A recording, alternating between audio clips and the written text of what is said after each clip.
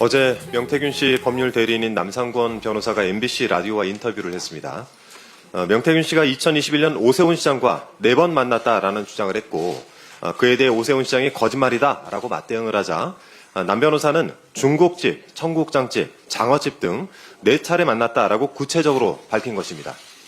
심지어 남 변호사는 중국집 이름이 송 셰프라고 중식당의 상호를 특정했고 오 시장이 간장에 계란 반숙 전 단계 요리를 좋아하더라 라면서 메뉴를 거론하기도 했습니다. 명태균 게이트 속 오세훈 시장의 존재감이 더욱 선명해지고 있습니다. 다급해진 오세훈 시장이 신성종 서울시 대변인 명의로 성명서를 발표해서 즉각 입장을 냈습니다.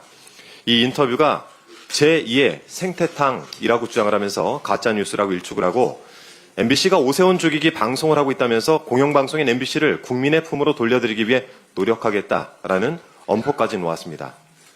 주제 넘은 발언입니다. 사태가 커지니까 MBC를 비롯한 언론을 겁박해서 재갈부터 물려두겠다라는 의도로 보입니다. 과거 생태탕 사건을 집중 조명했던 TBS를 결국 패국의 위기로 몰아갔던 오세훈 시장의 최근 업적이 떠오릅니다. 참 대단하고 선명한 언론관입니다. 생태탕 언급이 나온 김에 한 가지 짚고 넘어가야 할 것이 있습니다. 오세훈 시장이 어떻게 언론 물타기를 하는지 여실히 보여주는 부분이기도 합니다. 오세훈 시장은 생태탕을 가짜뉴스의 표상 같은 것으로 인식을 하고 있는데 사실관계는 좀 명확히 하기 바랍니다. 소위 생태탕으로 대표되는 이 사건은 지난 2021년 서울시장 보궐선거 당시 KBS 등에 보도한 처가의 내곡동 땅 셀프 보상 의혹에 대한 것인데 생태탕이 가짜뉴스라고 주장을 하려면 이 특혜 의혹이 사실이 아닌 것으로 입증이 되어야 합니다. 그런데 그 입증이 확실하게 이루어졌습니까? 또 어떤 결론이 제대로 났습니까? 당시 언론 보도를 종합해보면 오세훈 시장은 내곡동 땅 측량 현장에 가지 않았다라고 주장을 해서 허위사실 공표 혐의 등으로 검찰 수사를 받았습니다. 서울중앙지검이 무혐의로 결론을 내리긴 했습니다만 사실 그 결론은 후보자의 발언 일부가 허위라고 해도 의혹을 부인하는 차원이라면 선거법을 적용할 수 없다라는 판단 아래 무혐의가 난 것이라고 합니다.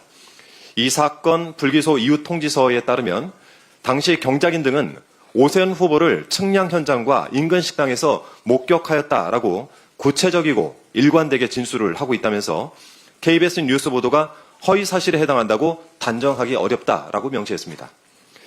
즉 본인은 문제가 되는 땅의 측량 현장에 간 적이 없다고 했지만 목격자 진술이 구체적이고 일관돼서 허위라고 단정하기 어렵다는 것, 이것이 불기소 이후 통지서에 담겼다는 것입니다.